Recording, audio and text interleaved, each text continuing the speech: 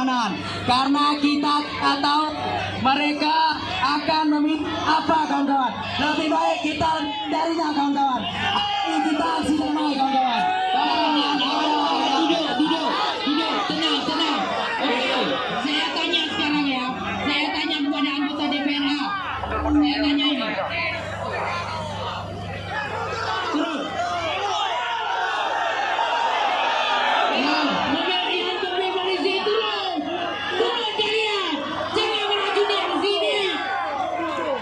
Turun kalian. Yang di pagar turun dari pagar merapat ke sini. Kita ini aksi perjuangan kita tuntas. Cepat.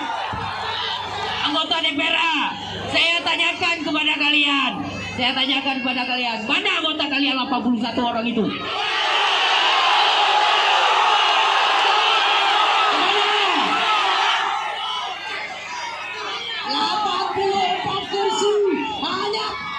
Kursi kawan-kawan, bukan untuk menyuarakan aspirasi rakyat.